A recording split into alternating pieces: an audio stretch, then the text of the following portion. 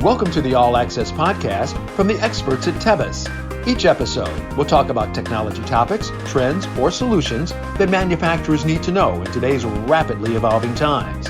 Sit back, enjoy the discussion, and let us know what you think.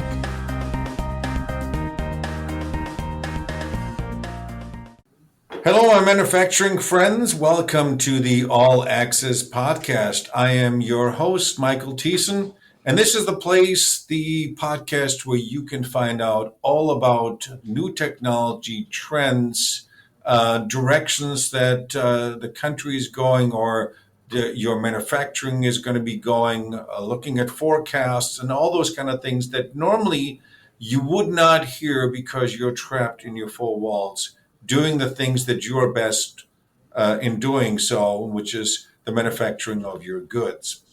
So as we're constantly trying to do on this particular channel, is we're trying to get insights from a lot of the experts and a lot of the people that definitely know more than I do.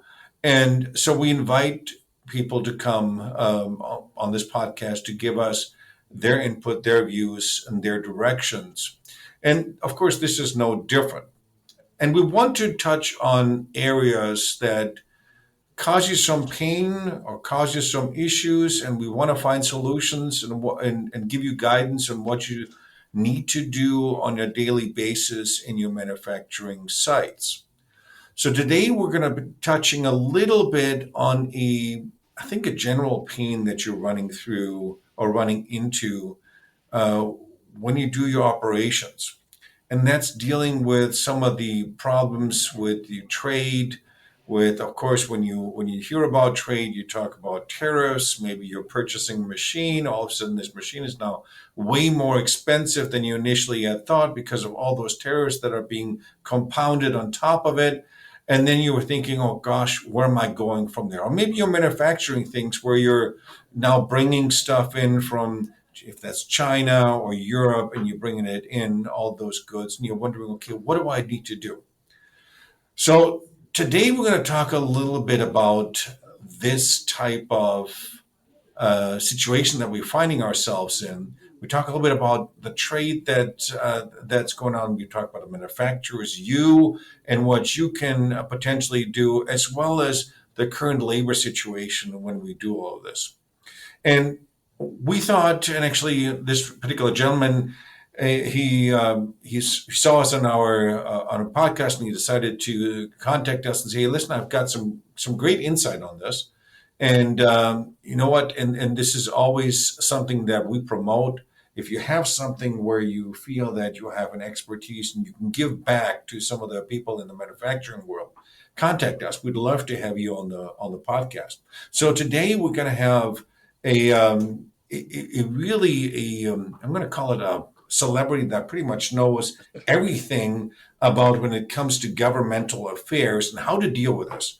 So the gentleman who we have on this podcast, his name is Terry Szmagala, and hopefully I've said the name right. He is the founder of TGS Advisory, and he deals with governmental affairs and helps you as the company and your business shift from more of a reactive to a strategic kind of way of operation. And there's an interesting little quote on his webpage that I want to quote you guys, because I thought this is so perfect. And he stated, it can be easy to view government like the weather. Interesting little point, but it goes on, something to react and to mitigate. And oh, is this so true?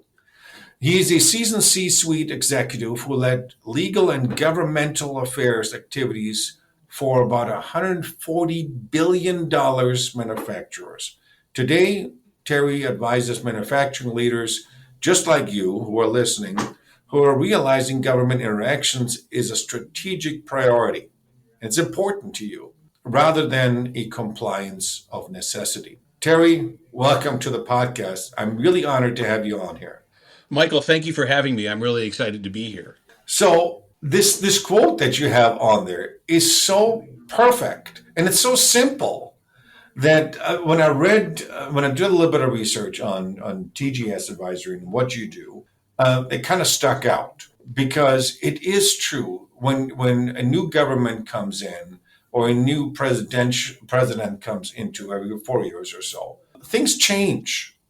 And it's like the weather. You never know what's going to happen. And the same thing is with some of the things that we're running into with tariffs and trade. Things change almost on a daily basis. So tell me, and some of the listeners that are out there, TGS Advisory Services, what do you do with in your company and give advice to some of the people out there? That's a great question. I think most simply stated, what I try to do is translate government into the language of manufacturing and helping manufacturers express themselves to government. So, in my experience, manufacturers and government affairs people speak two different languages, right? If you right, you think about it, if you're a manufacturer, what are you doing? You're making goods, you're selling goods. It's tangible, it's concrete. You know how you add value when you're a manufacturer. When you get into the government relations space, where do they add value? They add value in relationships. They add value in knowing people, how things work, what goes on behind the closed door. It's somewhat it's not transparent, right? So the two cultures don't talk to each other particularly well. And so what I try to do is bring the two together and help explain to manufacturers how best to get their message across to those people who are setting policy. And at the same time, helping the policy advocates understand how manufacturers think. Do you feel that today's manufacturers, because dealing with the government, nobody wants to deal with the government. I mean, I think I can say this honestly. And the only time when you reach out to the government is usually when you're already experiencing pain, or you have some problems that you trying to figure out, and like you said, they talk different languages and you don't really understand what they're saying, and of course they don't want to understand you. So do you feel that today's manufacturers have a better handle on how to deal with the government, or is this still the same issue that we're running into for multiple decades? So I think manufacturers are recognizing that they have to deal with the government, right? So let's go back to a point you made. It's very common for us to react to government when we're in pain.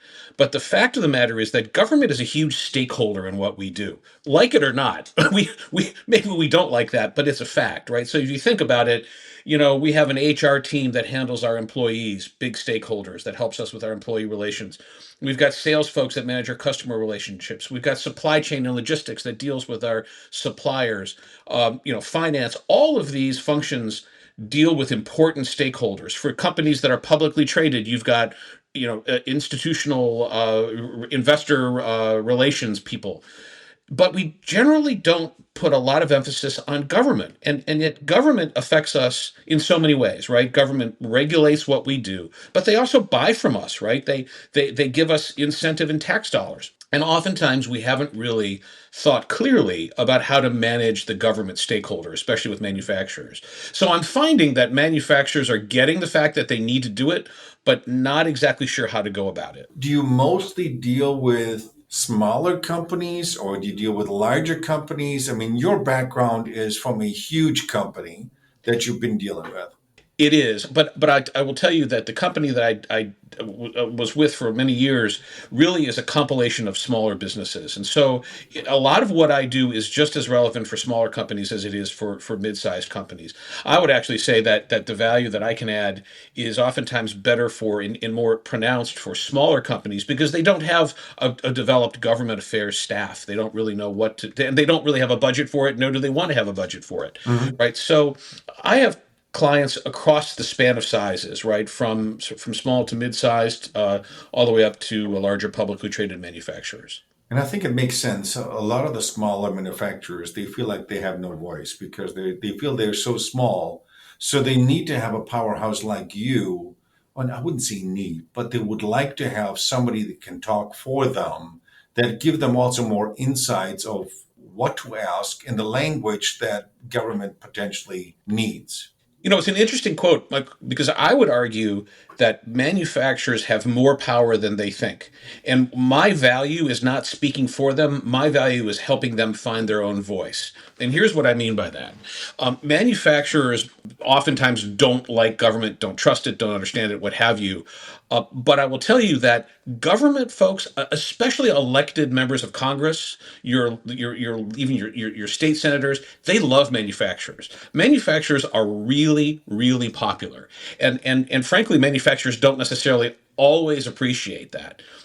No matter how small you are, I've never met a member of Congress or a state senator or state representative that won't come and tour your plant, that won't get to know what you do and hear what you have to say. So frankly, a big portion of what I do is to encourage manufacturers not to accept government as just the weather, right? Not to accept government as something that happens to them, but actually understand that with a little bit of effort, you can engage those policymakers. You can engage with them and share with them your experiences. And by the way, it's not about telling a government official how to vote. It's really giving them the context for these policy decisions that they're making. Mm-hmm. And if I could just keep going for a little bit on this thought, policymakers in Washington, you can basically tell the demographic of a lot of members of Congress, right? Very few of them come from a manufacturing background. They profess to love manufacturing, right? But have they ever actually walked a plant floor? Do they understand high five metrics? Do they understand quality metrics? Do they understand, right? Maybe they can talk the Gemba walk talk somewhat, but it's not really authentic. Right, but right. And that's fine. They come from legal backgrounds like mine, right? To be honest. But what it means is that they don't understand always the practical ramifications of the policies that they enact. Mm-hmm. And what I've found to be extremely helpful is to bring in policymakers, even their staffs, and to say, hey, let me share with you what's happening in the real world. You've passed this regulation, you're pursuing this policy, and I know you intend well. But what's happening here is, X, Y, Z. I'm having a harder time finding labor. There's only one source of supply for this part, and it comes from a tariffed country, and it's really hurting my margins. Telling that story is really, really important, because if you don't, no one else will. Mm-hmm. No one else will. So it's really up to you to ensure that your policymakers, your regulators, understand the ramifications of the policies they're pursuing. Have you seen, you've done this now for quite some time, this relationship building between the manufacturers and the government, where somebody contacts you and say, hey, Terry, I would like to invite the congressman or senator, whoever it is from government, to come down and see some of the issues that we're running into, if that is finding people to work for them or look at the material cost or anything like that. Have you seen, obviously this kind of stuff is going on, that those types of questions, but what has the manufacturer then gained after that? Do you, in terms of quantity or something to qualitatively to see some results? It's a great question. And I would say it really depends issue by issue. There are certain specific and smaller issues that really can be rectified or resolved once a policymaker understands the negative ramifications of something that might not be intentional. So, there was a situation in my employer in which a state legislature passed a regulation that was designed to do something very good in an adjacent market to ours. Mm-hmm. But the way the law was worded, it actually caught our products as well, and it really was not intentional. And our plant, and yes, our company is very big, but the plant there was very small. It was relatively small, right? Under 100 people. But we were able to get a meeting with our local state rep and explain the negative ramification of the policy, and we got it changed. Not because the rep was necessarily afraid of us or we were giving donations or anything, but because the representative truly realized that the impact on us was not what was intended, and frankly the 80 jobs in his district were important to him. So that there are concrete ways you can impact smaller issues. Now, on larger issues, you think about tariffs, you think about trade. Oftentimes, you need to work through a trade association in order to advocate for your point of view. And that helps because it makes you much bigger, right? So right. You band together with issues of common concern, and you're able to amplify your voice. And trade associations play a very important role in our political life, in explaining and advocating for positions that are important to us. One of the biggest mistakes I think manufacturers make is not taking an active role in their trade associations. It can be extremely helpful and really a great way to tell your story. Well, it's also a way to get involved in order to see some of the issues that you're running into. Because like what you said earlier is so true. A lot of the lawmakers or our congressmen and senators, they don't come out of the manufacturing sector. They understand what manufacturing is, but have never lived it. So when they pass laws, they do what they do best, and that's talk lawyerish and create these regulations and laws in place that to them it makes total sense. And it probably is a very good law that they put in the books or regulation they put in place that is benefiting the government or the country or anything like that, but it doesn't gain anything on the manufacturer's level, and it could potentially hurt them. And That's this right. is where I think it is so important that our manufacturers and the listeners that we have take that really upon themselves to contact your congressmen or the senators and invite them down. If there is a pain that you're running into, I think we have gone through a lot of the manufacturers over here on the TEVA side, as well as on all of our associations that we're dealing with, that we can identify that, yes, a lot of the companies, they have issues and they have pains. Through the associations, it's great that they communicate this because, of course, associations that can talk for the larger groups and so forth. But even if you're not part of the association, they can contact people like you and you can give them guidance of what to do. And I think that's very important. You touched on something on the manufacturing side because we're seeing a lot of change that is happening from our governmental officials, from the president downwards, where we're trying to onshore a lot of the manufacturing jobs again from the outside and bringing it in. I mean, that's at least part of the tariff idea behind all of this to make more here in the US. So the big thing is always trying to, how are we going to onshore this work back here again? And do we have the knowledge and the know-how still from the 20 years ago when we went the other direction? Right, right. No, it's a great question. And there are lots of things that are implicated here, right? So there are a lot of ways we can take a look at this problem. But let's start with the talent issue that you just raised. Do we have the know-how? Well, the fact is that many states have local community colleges and trade groups that are designed to provide worker retraining, provide worker training. I know here in Northeast Ohio, where I'm based, there are worker training opportunities where people can be qualified on CNC machines, et cetera. What's interesting about that, though, is that the way the money is allocated, the states kick it out to the educators, whether it's a community college or trade shop or what have you. But where's the link between the trade shop and the actual tool and die guy, the actual manufacturer?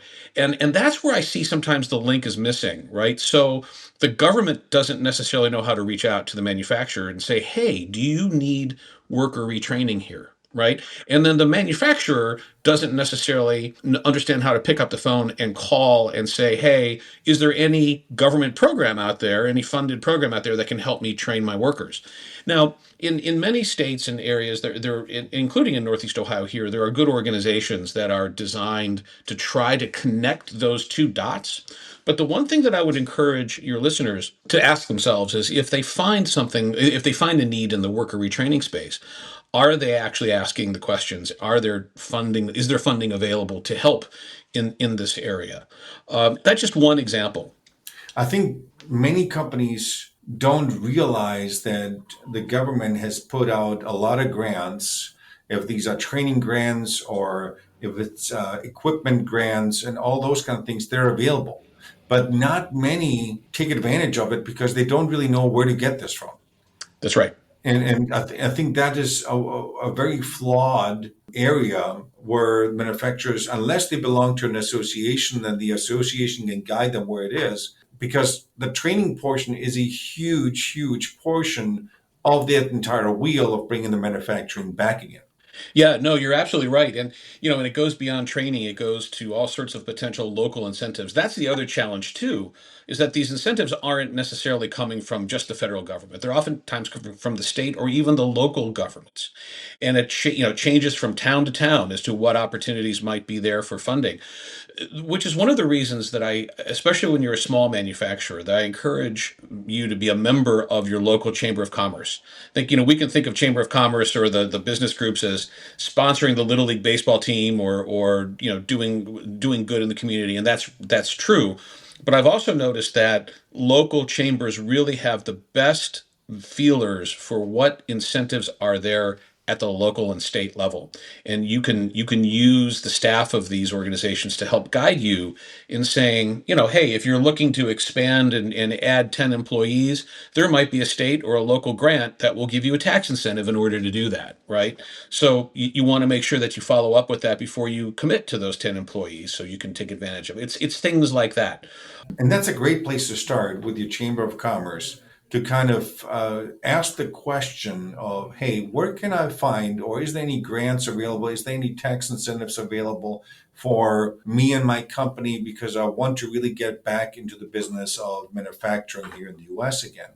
And I bet you they can guide you in the right direction, even if they're not the place to get these from. Because even in some of the previous episodes that we've done, we've had companies on that are providing these types of funding, and they've even admitted too that yes, not many companies know about that there's free money available. You just need to ask the questions, and you need to know that this is available for you. Yeah, absolutely, absolutely. Keep in mind the government wants to help you create jobs. Absolutely. Creating jobs in the district. That's the mother's milk of American politics, is creating jobs, especially manufacturing jobs, in their districts. Okay, let's assume we get the jobs back. Let's assume we have the presidents that are building these companies. Where are they finding the individuals? Because let's face it, high school, we're facing more and more just on the arts, not so much on when we grew up or when we went to high school. There was shop, you were dealing with cars, you had woodworking, and all those kind of things already in high school that we're not teaching our young future generations that are providing the jobs after we retire. What are we doing on that side? Because we need to find that talent that drives our business for tomorrow, not of today. It's a great question, and I will tell you that I think policymakers are figuring that out, and I think at least here in Ohio, I've seen definitely an emphasis on ensuring that education dollars are focused on programs that generate prepared workers for the jobs that are out there. And it's interesting. I would say that this notion of you can become a manufacturer and go into a trade, or you can go to college, is a false choice. You can do both, right? You can do both. You could go to college, get a degree in finance, get a degree in engineering, and still go out there and have a great business running a trade. As a matter of fact, I think that's a great combination to get a finance background, a little engineering background, and then go out and manage your own trade or run your own business. I've seen policy changes over the last number of years. I'm on the board of Cleveland State University, and I know that one of the priorities of Cleveland State is to reach out to the local economic community, the local businesses, and treat those businesses as if they are the clients of Cleveland State University. What do you need to see from us? What sort of skills do you need these young men and women to have? And we're seeing programs evolve and change to address those needs. So the important thing is for businesses to make sure that their voices are heard, so that they express the need for, here's a gap that I see in the next number of years, right? And we've all had those conversations, right, where we have a technician in our house working on this old boiler, and he's up there in years, and you think, wow, when this guy retires, I think I'm going to freeze, because I'm not quite sure there's anyone behind him, But it's important for that boiler company to go out there and try to secure that talent and have conversations with the local universities and the trade schools, and make sure they understand this is a job in demand. Right. I think you made a great combination that if you have a trade, and I'm a big believer in what Mike Rowe does in getting the voice out there that, Yeah. you know what, you can make a really good living if you learn a trade. If it's a plumber, if it's an electrician, if it's a house builder, if it's all of those things, because we still need those types of trades in the future, because we need plumbers, period. Sure. Well, and by the way, AI is going to be replacing the marketing and communications rep a heck of a lot more quickly than it's going to be replacing the guy that's going to replace our roof or fix our equipment. So there's a certain job security in that as well. Unless one of those robot humanoids come over and take your job away, and anyways, yes, I don't even want to think that far. No, right, exactly. But that's and then having the background with maybe a business or finance education and behind it, because if you're running a company, you need to know about finances and you need to know about all of those things along with your trade. And I think that brings up a good combination of things. So now we've got the manufacturing back. Hopefully we can find the talent to do this. And this is then where, of course, you come in order to guide them of what to do. Because, of course, government, they want to, at least currently, they want to get all the manufacturing back here again in the U.S. Because without having manufacturing in a country, we have nothing. We just become a service country, and then we're just dependent on all the others. And having the manufacturing back again. So do you feel like that some of the smaller companies, because of course, large companies come from small companies, as you grow, it's just this natural progression, that you see that there currently is an influx of companies starting up so that we have more and more of these small companies starting? I think that there are two things that are happening. I think one is that companies are trying to migrate up the value chain in terms of the products that they manufacture. I will tell you, Michael, I think it's going to be harder for the United States to be competitive on basic commodity products. It's simply a competitive disadvantage that we're at vis-a-vis the rest of the world. But what I do see are a lot of very, very highly sophisticated mom and pop manufacturers of specialty parts that go into, say, the aerospace world. Things that, you've got highly engineered, long-time manufactured parts that are incredibly important to our supply chain. And I'm seeing more and more emphasis on that. I see a lot of interest among folks who want to purchase and roll up some of these businesses. A lot of older family members are finding that their kids might not want to be in the business, and so there's a very active market in handing down these, $1.5 million EBITDA mom and pop manufacturers that are incredibly important to our supply chain. And I think that the market for those companies is going to continue to grow. And frankly, I think the future is pretty bright. I do think that because policy changes so often, it's hard to know, will these tariffs stay? Will they stick? What will our tariff environment look like 5-10 years from now, right? And so, you wonder whether or not people are going to make investments and bets thinking that this whole tariff structure is going to remain as it is. I mean, the Supreme Court could strike down this tariff regime in substantial part any minute now, right? Now, that doesn't mean that there aren't ways that you can't put some of those back in, but you get the point. There's a lot of moving parts.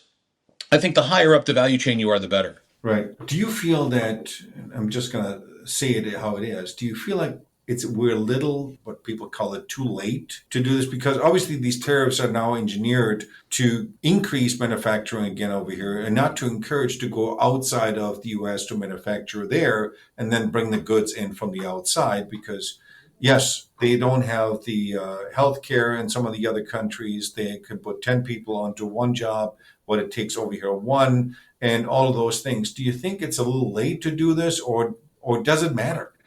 It's a great question, and I think it depends on the products we're talking about. I do think there might be, and this might be heresy to some of your listeners, but there might be jobs we don't want back. There might be some low-level manufacturing that, dirty stuff that, frankly, it's great that we don't have to do it. I do think that recognizing that there are certain elements of our supply chain, especially the highly engineered elements of our supply chain, that are critical to our defense, that are critical to our economy, that we need to focus on and not just chase the lowest buck. I think Right. that's definitely important. I think, by the way, though, that's been something we've been thinking about for quite a while, right? Right. There was a fad for such a long time to have this just-in-time manufacturing, and then a hurricane comes in and hits and takes out, the small island in which you're making all of this one product, and the entire thing shuts down.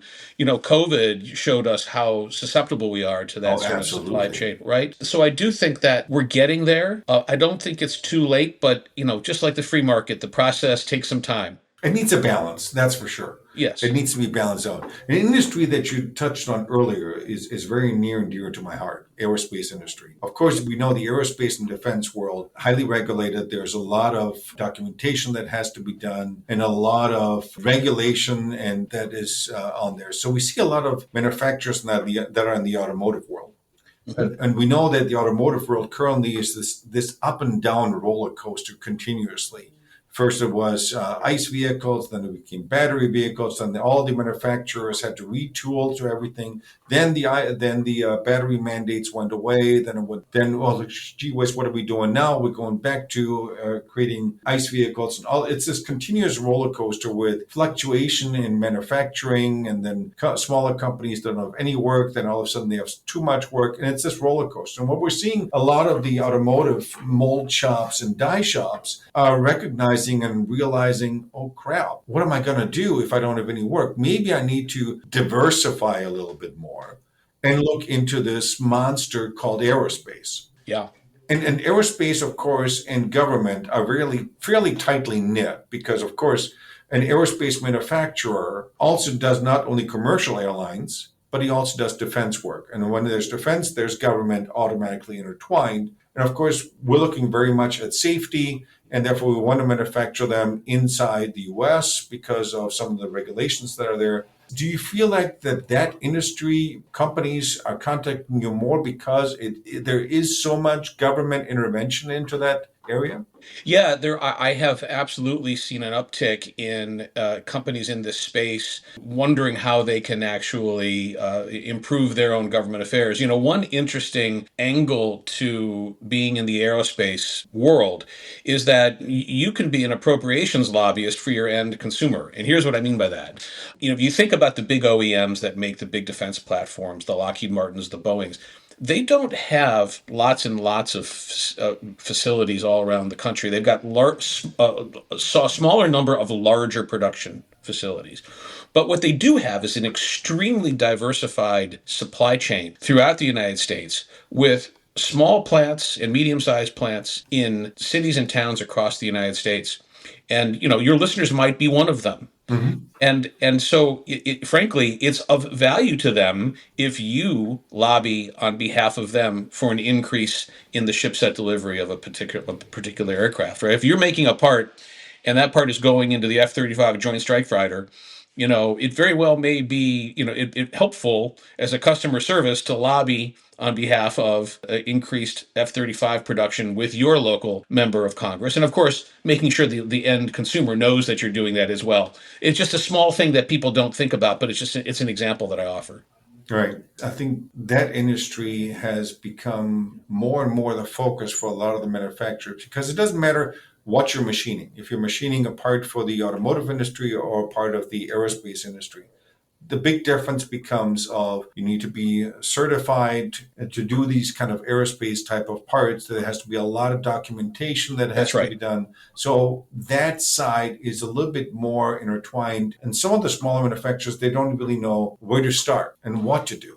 Yeah, and I will tell you, my expertise is not in helping them get to that point, but I do encourage them to think about putting the effort into entering that market, even though there is a lot of process that goes along with it. Because once you're in there, you're in there. I mean, it's much more sticky. When you're in that industry, right, than if you're making a commodity product that can be swapped out on an auto platform. Correct, and the entire your mindset has to change if you're going into that direction. It does. It absolutely does. And this is where a lot of our listeners need to listen up to it. If you want to diversify and go into the aerospace market, get in touch with your associations that are dealing with this. Do your research of what kind of a certification do you need in order to X, Y, and Z parts, because there's a difference between tooling or flying parts or any of those kind of things. There's different regulations that you need to follow and different processes that you need to follow. And of course, then when you get into the defense side, there's another subset of additional items that you need to make sure that you have. It is in you're absolutely right. Once you're in, it is a very loyal community. And if you can prove that your parts are good quality and that you're delivering on time, it's this loyalty is still there. And where I see a lot of the other industries, there's this cutthroat mentality that I'm going to the lowest buck. That's right. And the fact is that we see in the world today a world in which you just see defense appropriations continue to increase, and so that's just the way of the world. We're going to see a remilitarization, quite frankly, whether that's a good or bad thing for humanity. It is where we're going, at least for the foreseeable future, given world events. So it is a growth market in the manufacturing world. Well, it's not just here. In Europe, it's the same way. We're seeing Right. that NATO is growing because of all the things that are happening over in the Ukraine area. We know Europe everything is so close to each other. They need to have that security in order to defend themselves as well as those. And then, of course, we see our own country here that we're doing more and more of that kind of stuff. And also, if I look at just the commercial airline area, Boeing, they have contracts for years and years and years to come. I'll be retired by the time they're through with their contracts that they have right now. And that means a lot. There's not enough spindles in the U.S. to handle all the manufacturing that they already have in the books. That's right. No, that's absolutely right. And they plan well out in advance, right? And then, the fact is, matter of fact, that the aftermarket afterwards is also a very lucrative market. These planes that they put into service, they're going to need replacement parts. And if you're making those replacement parts, it's a nice spot in the market to be as well. And then they always come back to you again and say, okay, I need to talk to my representatives in order to get to this particular area where I can diversify into aerospace, and that's where they need you. We hope they do. So obviously we could go on for quite some time talking about those kind of situations with the trade situation that we're going on with some of the labor and the manufacturing. What kind of advice do you have for some of the companies that are right now in the midst of all of those things? It's an extremely challenging environment to be in, obviously. And unfortunately, there's not one set of problems that I can say, okay, here's the problem, here's how you solve it. But what I would encourage manufacturers to do is to think about the problem in the way that they would think about a manufacturing problem. Meaning, let's break it down into its constituent parts, right? Understand and put a process around it, right? Put a process around the issue that you're talking about. So if it's a trade exemption that you're looking to get because you can't secure a raw material from a country that's being heavily tariffed, map that out and have a very, very good sense of exactly the impact it's having on your business.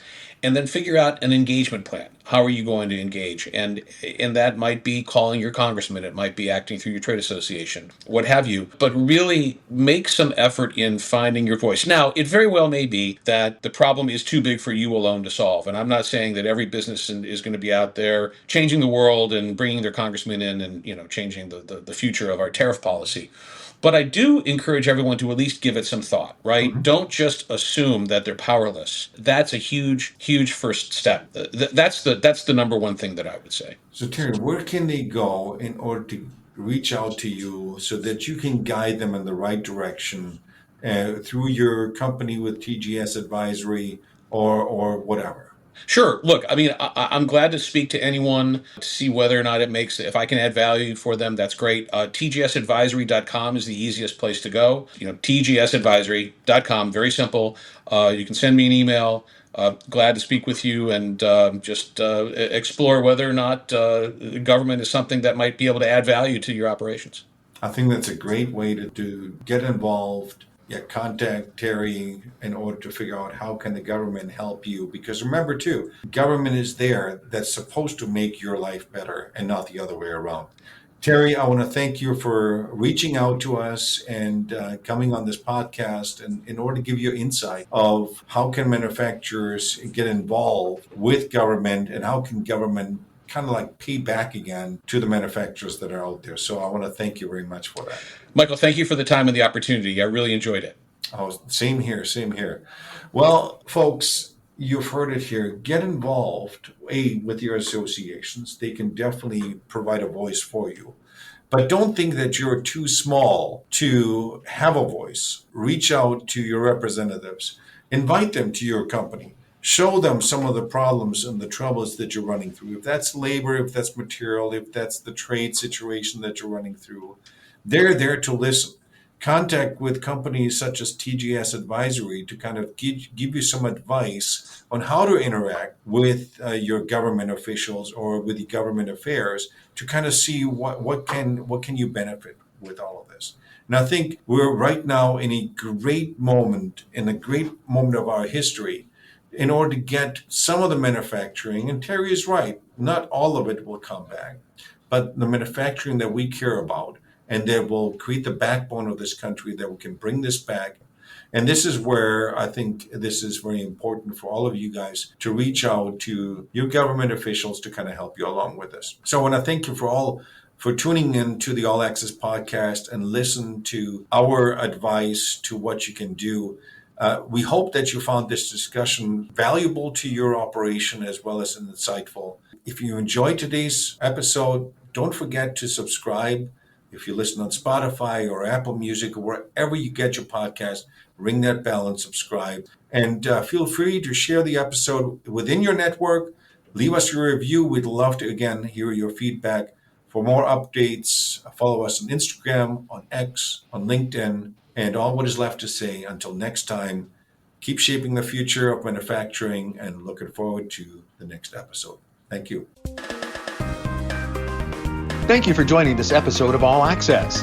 Please leave a comment or review with your feedback or what you'd like to hear in future episodes. To learn more about manufacturing technology solutions and TEBIS's capabilities, visit our website at TEBIS. That's TEBIS.com.